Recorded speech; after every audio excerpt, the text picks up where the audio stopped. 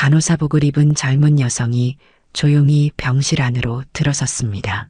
그리고 아무도 듣지 못할 만큼 낮은 목소리로 어르신 며느리분 조심하세요. 그 한마디에 병실 안에서 서류를 내밀던 며느리는 그대로 얼어붙었습니다. 손에 들고 있던 펜이 바닥에 떨어졌고 그녀는 그 자리에 주저앉았습니다. 이제 우리가 알고 있던 가족의 모습은 더 이상 아닙니다. 구독 버튼을 눌러주시면 금빛 행운과 함께 감동적인 이야기를 들려드릴게요. 사연 시작합니다. 며느리 조심하세요. 그 한마디에 나는 마치 전기가 흐른 것처럼 온몸이 얼어붙었습니다. 간호사의 입에서 너무도 담담하게 흘러나온 그 말은 의외로 소리 없이 날아와 가슴 한가운데에 박혔습니다. 눈동자가 흔들리고 심장이 두세 박자 빠르게 뛰기 시작했습니다. 그 말은 평범한 일상 속에서 나를 지탱하던 모든 논리를 무너뜨리는 한방이었습니다. 그녀는 병실 문을 닫으며 다가왔습니다. 흰 간호복 위에 얇은 가디건을 걸친 채 그녀는 침대 옆 의자에 천천히 앉았습니다. 그리고 조용히 내 손등 위에 손을 얹었습니다. 따뜻한 체온이 느껴졌지만 그 따뜻함은 이상하게도 위로가 아니라 경고처럼 다가왔습니다. 어르신, 지금 정신 또렷하시죠? 말이 어눌한 거랑 의식이 흐린 건 전혀 다른 거예요. 저희는 알아요. 그녀의 눈은 진심이 담겨 있었습니다. 마치 오래전부터 고민하다 오늘에서야 용기를 낸 사람처럼 그녀는 작은 목소리로 말했습니다. 사실요, 어제 대기실에서 우연히 며느리분 이야기를 들었어요. 어떤 남자분과 함께 계셨고 말들이 심상치 않았습니다. 나는 숨을 들이마셨습니다. 긴장이 목덜미를 따라 올라와 뒷머리를 잡아당겼습니다. 어떤 남자? 무슨 이야기? 머릿속에서 온갖 가능성이 뒤엉켜 산산조각 났습니다. 간호사의 다음 말이 이어졌습니다. 곧 치매 판정 나올 거야. 보호자 서류만 정리되면 연명치료 동의서도 끝이야. 그 사람이 그렇게 말하더군요. 저는 그냥 지나치려 했어요. 근데 그날 저녁 며느리분이 병실에 와서 보호자 동의서 이야기를 꺼내셨죠. 머리가 멍해졌습니다. 시야가 좁아지며 간호사의 목소리만이 또렷하게 들렸습니다. 정말 죄송해요. 저도 이런 말씀 드리기 싫었어요. 하지만 어르신, 지금 정신 또렷하실 때 무슨 일이 생기기 전에 누군가 한 명은 알려드려야 할 것 같았어요. 그녀는 주위를 한번 둘러보고 나서 목소리를 낮췄습니다. 저도 어르신이 걱정돼요. 혹시 모르게 진짜 위험한 일이 벌어질까 봐요. 나는 아무 말도 하지 못했습니다. 입술이 바싹 말라붙어 말을 할 수 없었고 다리는 점점 감각이 없어졌습니다. 그리고 마침내 힘없이 병실 바닥에 주저앉았습니다.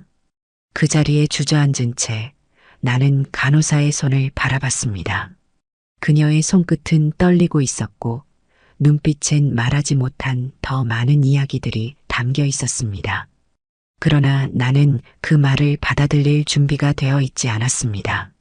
아니, 솔직히 말하면 받아들이고 싶지 않았습니다. 그날 밤 나는 한참을 망설이다 병원 CCTV 확인을 요청했습니다. 간호사는 조용히 CCTV 열람을 도와줬고 우리는 함께 모니터 앞에 섰습니다. 화면 속에는 내가 모르는 또 다른 장면들이 담겨 있었습니다. 내가 병원비 계산을 위해 외출했던 날, 며느리는 병실에서 어떤 남자와 나눈 짧은 대화를 마친 뒤 시어머니의 진료 기록을 확인하며 수상한 전화를 걸고 있었습니다. 연명치료 거부 서류요. 아니요, 아직은요. 그런데 이번 주 안엔 받을 수 있을 것 같아요. 그 순간 나는 믿고 있던 모든 것이 흔들리는 걸 느꼈습니다. 그동안 헛것을 보고 있었던 걸까요? 내가 믿었던 가족, 믿고 따랐던 며느리 모두 거짓이었던 걸까? 화면을 보는 내내 나는 말없이 서 있었습니다. 심장은 조용히 무너지고 있었고 이 사실을 누구에게도 말할 수 없다는 생각에 한없이 외로웠습니다. 다시 병실로 돌아왔을 때 세상은 아무 일도 없었다는 듯 고요했습니다. 며느리는 평소와 다름없는 미소로 내게 말을 건넸고 손에 쥔 물컵은 따뜻했습니다. 그러나 나는 그 미소가 무섭도록 낯설게 느껴졌습니다. 그녀의 행동 하나하나가 이제는 의미를 품고 다가왔습니다. 따뜻한 말투, 살가운 손짓, 웃는 얼굴, 그 모든 것들 속에 숨겨진 다른 의도를 의심하게 됐습니다. 나는 그날 밤 잠들지 못했습니다. 침대에 누운 채 천장을 바라보며 머릿속에 맴도는 단 한 문장에 사로잡혔습니다. 며느리 조심하세요. 그 말이 이제는 단순한 충고가 아니라 나를 살리기 위한 마지막 경고처럼 들렸습니다. 그리고 나는 결심했습니다. 이대로 당하지는 않겠다고. 내 정신이 또렷한 지금, 내 두 눈으로 모든 것을 확인하고 모든 걸 끝까지 지켜보겠다고. 어쩌면 이건 내가 살아온 평생에서 가장 중요하고 가장 외로운 싸움이 될지도 몰랐습니다. 나는 젊었을 때부터 성실하게 살았다고 믿었다. 많은 걸 바라지도 않았다. 하루하루 가족이 아프지 않고 끼니를 굶지 않으면 그게 행복이라고 여겼다. 내 인생 대부분은 일터에서 흘러갔다. 새벽같이 나가 늦게 돌아오는 날들이 반복되었고 늘 기름때 묻은 옷을 입고 있었다. 아내는 그런 나를 묵묵히 챙겨줬고 우리는 그렇게 서로를 의지하며 버텨왔다. 하나뿐인 아들, 진수는 내 모든 희망이자 자랑이었다. 어릴 때부터 똑똑하고 조용한 아이였다. 워낙 말을 안 해서 걱정도 됐지만 혼자 책상에 앉아 뭔가를 끄적이는 모습을 보면 왠지 모를 든든함이 느껴지곤 했다. 진수가 고등학교에 들어가던 해 우리는 처음으로 논을 팔았다. 학원비와 참고서 값, 수능 준비까지. 내 몸이 아무리 부서져도 아들 교육만큼은 포기하고 싶지 않았다. 그때부터였다. 아내와 나는 병원 갈 시간도 아껴가며 아들 뒷바라지를 했다. 그리고 결국 진수는 서울에 있는 국립대에 입학했다. 등록금 고지서를 처음 받았을 때 나는 한참 동안 멍하니 바라만 봤다. 이걸 우리가 진짜 해냈구나. 졸업 후엔 대기업에 입사했고 몇 년 뒤엔 해외 주재원으로 발령도 났다. 인생이라는 게 이렇게 빛나는 날이 오는구나 싶었다. 그 무렵 아내는 허리 통증을 심하게 호소하기 시작했다. 나는 그때서야 처음으로 아내의 얼굴에 깊이 팬 주름들을 마주 보았다. 너무 늦게 알아챘다는 죄책감이 몰려왔다. 병원에 같이 가자고 했지만 아내는 늘 나보다 진수를 걱정했다. 진수 휴가 나오면 그때 같이 밥 한 끼 해먹으면 그걸로 됐지 뭐. 아들은 바빴다. 그 바쁨을 나는 이해하려 했고 또 참으려 했다. 하지만 어쩔 수 없는 외로움은 점점 내 안에 자리를 잡았다. 그 즈음 몸이 조금씩 이상해지기 시작했다. 처음엔 손발 저림이었고 다음엔 어지러움. 당뇨약은 끊임없이 먹었지만 무언가 조금씩 나를 갉아먹는다는 느낌이 들었다. 결국 병원에 입원하게 됐고 전신마취 수술을 받아야 했다. 아내는 그때 이미 하늘나라에 있었다. 장례식에 아들도 며느리도 함께였지만 이상하게 그날 이후 나는 마음이 허해졌다. 며느리 소연은 언제나 예의 바르고 차분했다. 결혼식 날 내 앞에 고개 숙이며 인사하던 모습이 아직도 선하다. 아버님, 앞으로 잘 모실게요. 그 말을 믿었다. 그리고 실제로도 그녀는 내게 살가웠다. 서울 생활이 바빠서 그런지 얼굴 보기는 힘들었지만 명절이나 생신엔 잊지 않고 연락도 했다. 하지만 병원에 입원한 뒤부터 뭔가가 달라졌다. 아들은 출장 중이라며 나를 며느리에게 맡겼고 그녀는 처음 며칠은 정말 정성껏 간병을 해줬다. 직접 음식을 챙기고 약도 놓치지 않았다. 그런데 이상하게도 점점 그녀의 말투엔 미세한 변화가 생겼다. 너무 친절했기에 더 무서운 말투랄까.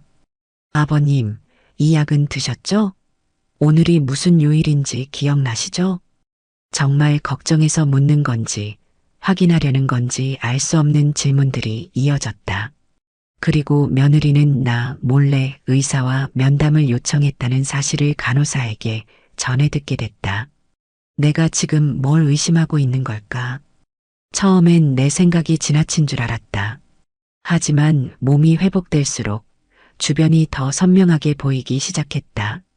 며느리의 시선, 간호사의 무심한 눈빛, 병실 안의 작은 기척 하나하나가 날 자극했다. 그리고 마침내 간호사의 말, 며느리 조심하세요. 그 말이 퍼즐처럼 흩어진 기억과 의심을 단번에 이어붙였다. 그리고 나는 문득 아내가 생전에 했던 마지막 말을 떠올렸다. 당신, 우리 진수랑 소연이 사이에 너무 깊이 관여하지 말아요. 그냥 다 잘 되게 해달라고 기도나 해요. 그땐 그 말이 무슨 의미인지 몰랐다. 하지만 지금은 어렴풋이 알 것도 같았다. 나는 침대에 누운 채 조용히 눈을 감았다. 그리고 아내에게 조용히 말했다. 당신 말이 맞았어. 내가 너무 늦게 알아버렸어. 며느리는 여전히 평온한 얼굴로 내 병실에 들어왔다. 그녀의 손엔 따뜻한 물컵이 들려 있었고 입가엔 얇은 미소가 얹혀 있었다. 그 미소는 한때 내가 정성이라 여겼던 것이었다. 하지만 이제는 그 미소가 무섭도록 낯설었다. 아버님, 오늘은 좀 어떠세요? 밤새 잠은 좀 주무셨나요? 그녀의 목소리는 여전히 나긋했지만 그 안에는 어딘가 모르게 점검하는 기운이 스며 있었다. 나는 입술을 달싹였지만 대답하지 않았다. 그리고 그 순간 며느리는 내 침대 맡 탁자 위에 놓인 약 봉지를 가리키며 조심스레 말했다. 오늘은 이 약부터 드셔야 해요. 기억하시죠? 어제도 드셨잖아요. 기억한다. 정확히 기억난다. 어제는 분명 다른 약부터 먹었고 점심은 국 대신 죽이었다. 그런데 그녀는 내 기억을 의심하듯 말한다. 어제 드신 반찬 기억나세요? 내 기억을 시험하는 말들이 하루가 다르게 쌓여갔다. 처음에는 우연이라 생각했다. 하지만 반복될수록 명백해졌다. 그녀는 지금 내 정신 상태를 확인하고 있는 것이다. 그리고 어느 날 그녀는 의사와 단둘이 면담을 하고 돌아왔다. 그날 이후부터였다. 그녀는 내 앞에서 조심스럽게 연명 치료라는 단어를 입에 올렸다. 아버님도 연세가 있으시니 이런 서류는 미리 챙겨두는 게 좋지 않을까요? 연명 치료 거부 동의서. 그 말이 나왔을 때 나는 머리부터 발끝까지 서늘한 기운에 휩싸였다. 그건 돌봄이 아니라 준비였다. 돌봄의 탈을 쓴 정리. 나를 더 이상 가족이 아닌 처리 대상으로 보는 듯한 말투였다. 이런 건 아드님이랑 상의하셨어요? 내가 조심스럽게 묻자 그녀는 아주 자연스럽게 대답했다. 준수 씨는 출장 중이라 바빠요. 그래서 제가 대신 챙기고 있는 거예요. 그 말 한마디에 나는 내 아들의 얼굴을 떠올렸다. 바쁘다는 핑계로 나를 그녀에게 맡기고 안심한 채 일을 하고 있을 아들. 하지만 정작 그의 아내는 시아버지를 환자로 서류 한 장으로 정리하려 들고 있었다. 나는 점점 분노가 차오르는 것을 느꼈다. 하지만 그 분노를 감출 수밖에 없었다. 아직은. 그러던 어느 날 밤 나는 간호사 정하은에게 부탁했다. 정 간호사, 혹시 녹음기 같은 거, 작고 조용한 걸 구해줄 수 있을까? 정 간호사는 놀란 표정을 지었지만 곧 조용히 고개를 끄덕였다. 어르신, 정말 괜찮으시겠어요? 내가 지금 아무도 믿을 수가 없어서 그래. 그날 밤 병실 수납장 안에 작은 녹음기 하나가 숨겨졌다. 그리고 나는 연기를 시작했다. 눈동자를 흐리게 굴리고 말끝을 어눌하게 흐렸다. 밥숟갈을 일부러 흘리고 리모컨을 찾지 못하는 척했다. 며느리는 그걸 믿었다. 믿는 눈치였다. 그녀는 점점 안심한 듯 행동했고 드디어 그날이 왔다. 아버님, 사인만 하시면 돼요. 여기에요. 연명치료 거부 동의서고요. 지금 해두시면 나중에 번거롭지 않아요. 그 순간 나는 천천히 그녀를 올려다보았다. 그리고 낮은 목소리로 말했다. 내가 안 죽으면 실망하겠구나. 그녀의 얼굴이 굳었다. 하지만 곧 태연한 척 웃으며 말했다. 아버님, 무슨 말씀이세요? 그런 말하지 마세요. 그리고 바로 그 순간 병실 문이 열렸다. 그 서류 지금 내려놔. 낯익은 하지만 분노로 떨리는 목소리. 내 아들 진수였다. 그리고 이제 모든 진실이 드러날 차례였다. 진수는 침대 옆으로 달려와 서류를 낚아채듯 집어들었다. 그의 눈은 충격과 분노로 벌겋게 충혈돼 있었다. 이게 뭐야? 지금 이게 무슨 짓이야? 그의 목소리는 떨렸고 숨소리는 거칠었다. 방금 비행기에서 내리자마자 곧장 병원으로 달려왔다는 듯 그의 셔츠는 땀으로 젖어 있었다. 며느리 소연은 짧게 숨을 들이켰다. 순간 움찔했지만 곧 억지로 미소를 지으며 말했다. 오해해요, 진수 씨. 아버님이 많이 힘들어 하시고 의사 선생님도 필요하다고 하셔서 저는 그냥 도와드리려고. 입 다물어. 진수는 냉정하게 말을 끊었다. 그 순간 병실 옆 커튼이 젖히며 간호사 정하은이 등장했고 뒤이어 병원 보안 직원 2명이 들어섰다. 정하은은 차분한 얼굴로 말했다. 서류 위조와 관련해 병원 CCTV 및 통화 녹음이 확보돼 있습니다. 병원 내규상 경찰 신고 절차에 따라 보호자분의 협조가 필요합니다. 며느리는 눈을 크게 뜨며 뒤로 한 걸음 물러섰다. 얼굴이 하얗게 질렸다. 그 순간 병실 문이 열리며 경찰 2명이 모습을 드러냈다.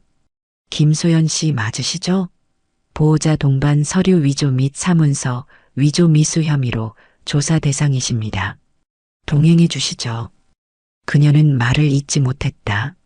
그리고 경찰이 수갑을 채우는 순간 그녀는 내게 고개를 돌려 조용히 말했다.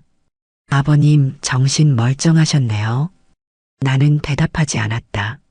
그녀의 얼굴에는 후회도 당황도 아닌 어떤 차가운 체념이 깔려 있었다. 그녀는 마지막으로 내게 고개를 숙이더니 조용히 병실을 떠났다. 경찰이 사라지고 병실은 한동안 정적에 잠겼다. 진수는 침대 옆 의자에 털썩 주저앉았다. 그의 손은 떨리고 있었고 입술은 굳게 다물려 있었다.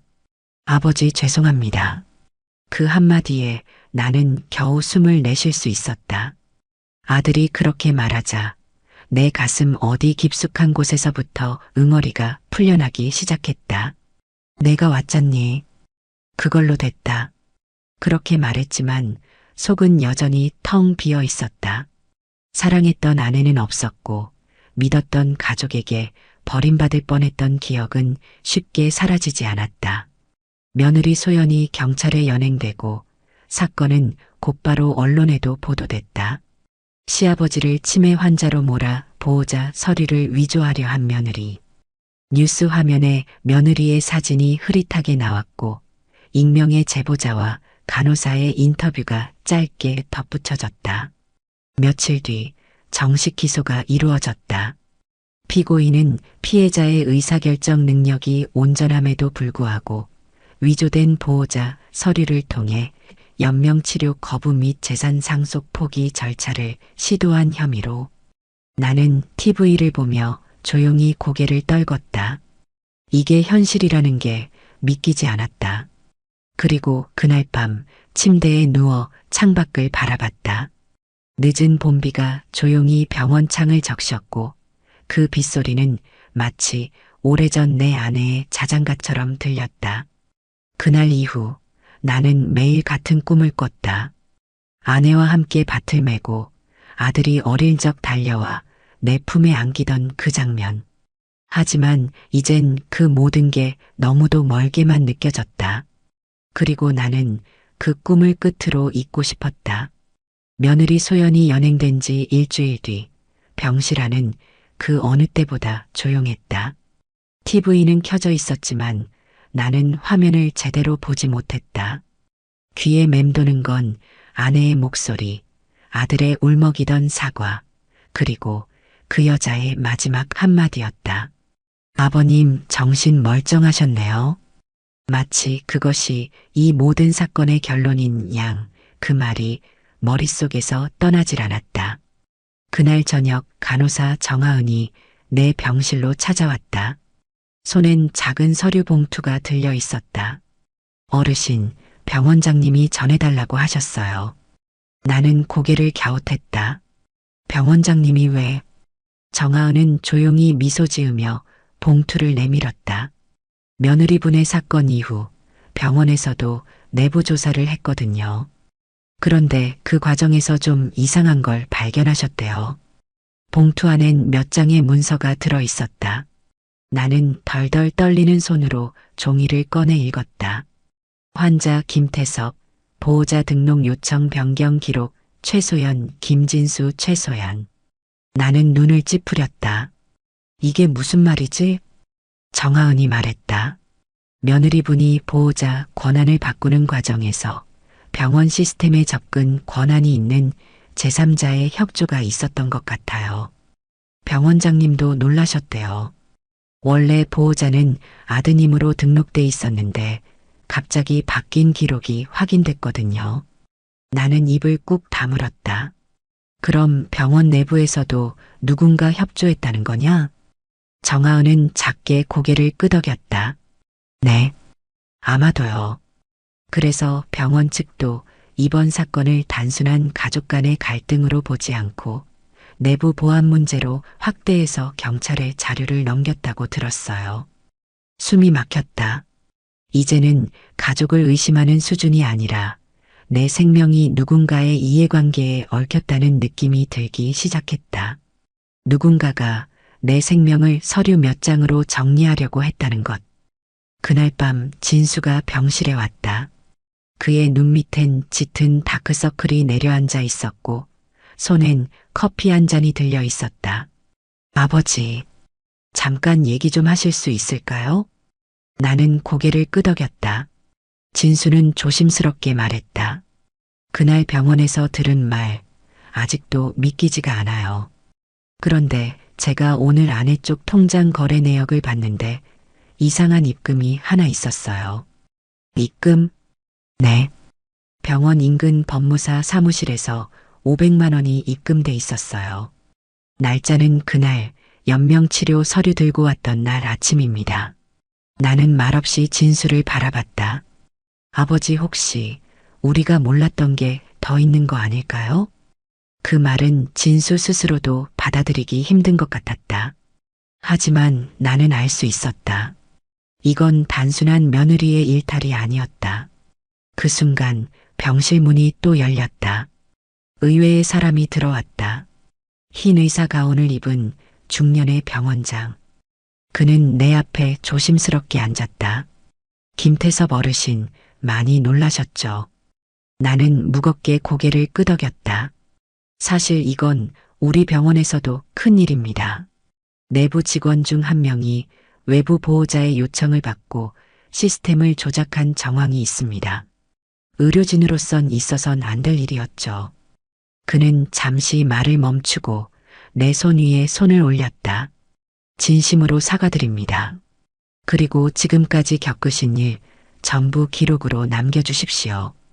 병원에서도 정식 대응에 나서겠습니다. 나는 천천히 고개를 끄덕였다. 무겁게 그러나 분명하게. 나는 다시 눈을 떴다. 내 싸움은 아직 끝나지 않았다. 그리고 이제 이 싸움은 단지 가족의 문제가 아니라 세상과의 싸움이기도 했다. 며느리 소연의 구속 이후 사건은 병원 안팎으로 퍼져나갔다. 언론에서는 병원의 시스템 관리 문제를 지적했고 가족 간의 비극이라는 타이틀로 사건을 보도했다. 하지만 정작 나는 아무것도 끝난 기분이 들지 않았다. 진수는 점점 말이 없어졌고 며느리의 연락은 끊겼다. 그는 회사에서도 휴직계를 내고 나와 함께 머물며 병원과 경찰, 법무법인까지 뛰어다녔다. 하지만 그의 얼굴엔 미안함 이상의 감정이 맴돌고 있었다. 어느 날 밤 그는 내 병상 옆에서 조용히 물었다. 아버지 혹시 예전에 무슨 일 있었어요? 소연이가 이렇게까지 한 이유가 뭔가 억울해서 그런 건 아닐까요? 나는 한동안 말이 없었다. 하지만 진수의 눈빛은 간절했다. 그는 여전히 아내를 믿고 싶어 하는 눈치였다. 진수야, 사람을 의심하는 건 괴로운 일이야. 하지만 그보다 더 괴로운 건 믿었던 사람한테서 등 돌림을 당하는 거지. 그 말에 진수는 입을 꾹 다물었다. 며칠 뒤 경찰에서 연락이 왔다. 병원 내부 공범자로 의심되던 행정 직원이 자수했다는 내용이었다. 그는 조사에서 이렇게 진술했다고 한다. 최소연 씨가 아버지께서 평소 가족들과 소통이 없고 정신도 혼미해 보인다고 했습니다. 저는 단순히 서류 절차를 돕는 줄 알았습니다. 돈은 정말 그 대가라고 생각 못했습니다.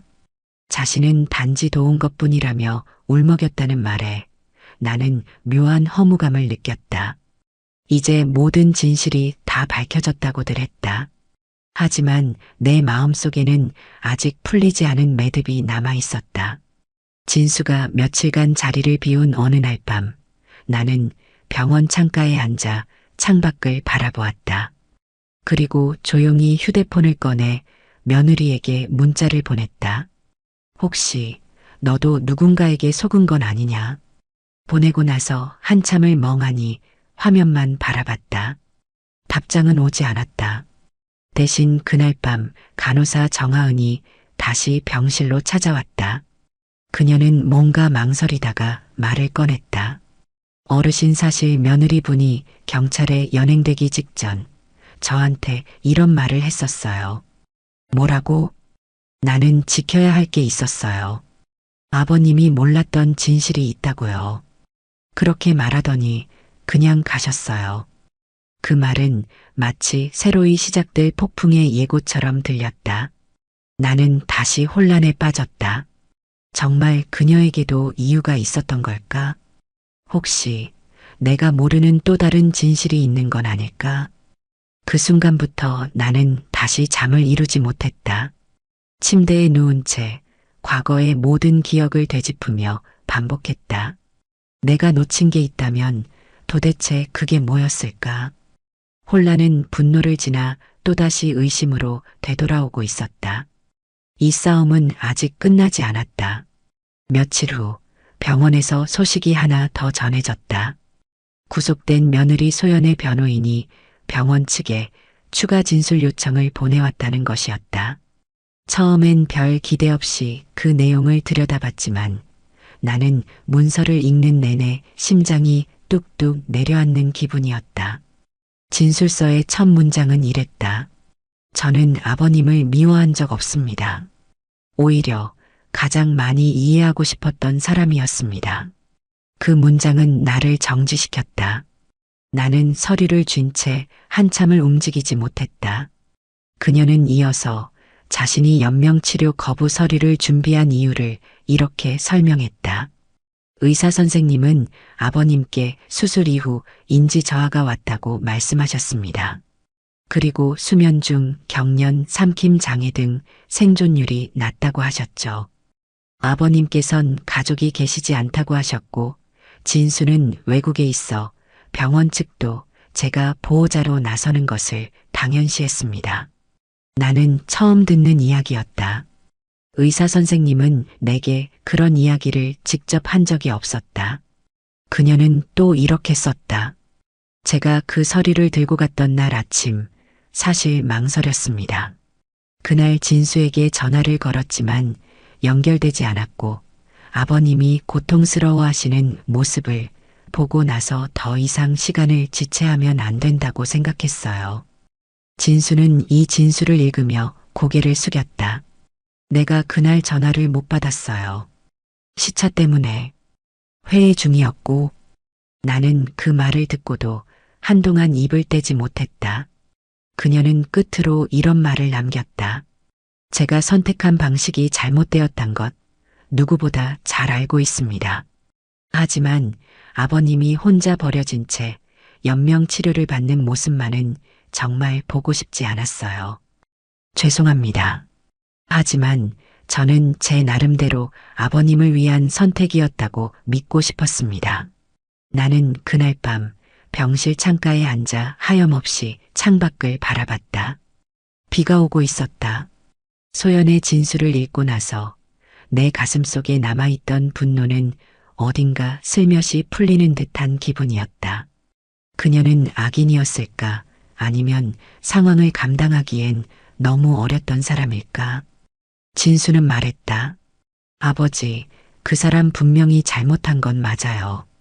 근데 저도 그 사람 처음 만났을 땐 진짜 따뜻한 사람이었어요. 나는 천천히 고개를 끄덕였다. 사람이 평생 똑같진 않지. 그리고 누군가를 지키려는 마음이 때로는 방향을 잃기도 해. 창밖에서 천천히 비가 그치고 있었다. 병실 안은 고요했지만 내 마음엔 조금씩 평온이 찾아오고 있었다. 그녀를 용서할 수 있을까? 그 질문은 아직 대답하지 못했지만 적어도 더는 미워하지는 않기로 했다. 이제 마지막 이야기를 마무리할 시간이 다가오고 있었다. 몇 주 후 나는 병원에서 퇴원했다. 아직 왼팔의 감각은 완전히 돌아오지 않았지만 휠체어에 몸을 싣고 아들 진수의 부축을 받으며 고향 마을로 돌아왔다. 병원 문을 나서는 순간 봄의 끝자락 바람이 뺨을 스쳤고 그제야 실감이 났다. 내가 정말 살아서 돌아왔다는 것이. 집 마당에 도착하자 정순이 나를 보며 뛰어나왔다. 아이고 여보, 진짜 돌아온 거야? 아유 세상에. 그녀의 눈엔 이미 눈물이 가득 고여 있었다. 나는 고개를 끄덕이며 웃었다. 말은 없었지만 손을 꼭 잡는 것으로 충분했다. 그날 저녁 가족 셋이 모처럼 한 상에 둘러앉았다. 따끈한 된장찌개 냄새, 고슬고슬한 밥, 그리고 조용한 웃음들. 말없이 수저를 들다 말고 나는 진수를 바라보았다. 고맙다 아들아. 내가 없었으면 나 병원에서 끝났을지도 몰라. 그 말에 진수는 말없이 밥알을 꼭꼭 씹었다. 그리고 고개를 숙인 채 말했다. 그런 말 마세요, 아버지. 제가 더 죄송하죠. 그렇게 되도록 놔뒀으니까요. 나는 고개를 저었다. 사람이 다 모를 수 있지. 늦게라도 눈 떴으면 그걸로 된 거야. 식사가 끝나고 진수는 서울로 다시 올라가야 했다. 그는 현관 앞에서 오래도록 내 손을 붙잡았다. 아버지, 다음엔 진짜 좋은 일로 다시 내려올게요. 꼭이요. 나는 고개를 끄덕이며 손등을 가볍게 두드렸다. 그가 떠난 뒤 집안은 다시 조용해졌다. 나는 창가에 앉아 창밖의 산등성이를 바라보았다. 조금씩 초록이 짙어지고 제비가 전깃줄 위에서 지저귀기 시작했다. 그리고 그 순간 진수에게서 문자가 왔다. 아버지, 오늘도 잘 계시죠? 저도 잘 지내고 있어요. 아버지 생각 많이 납니다. 고맙습니다. 사랑합니다. 나는 핸드폰 화면을 한참 바라보다가 조용히 답장을 보냈다. 나도 고맙다 아들아. 그리고 나도 사랑한다. 그날 밤 나는 깊이 잠들었다. 오랜만에 아주 편하게, 아주 따뜻하게. 멀리서 아내가 웃고 있었다. 마당 한가운데서 봄 햇살에 쑥을 다듬고 있었다. 그때 아들이 달려왔다. 어릴 적 모습 그대로. 아버지. 나는 웃으며 팔을 벌렸다. 아들이 내 품에 안겼다. 그 품이 오래도록 따뜻했다. 이제야 울 수 있네요. 세상에서 가장 깊은 상처는 가장 가까운 사람에게서 시작되곤 합니다. 하지만 가장 따뜻한 용서 또한 가족에게서 오는 법이죠. 이야기가 당신 마음에 닿았다면 구독 버튼을 눌러 다음 감동도 함께 해주세요.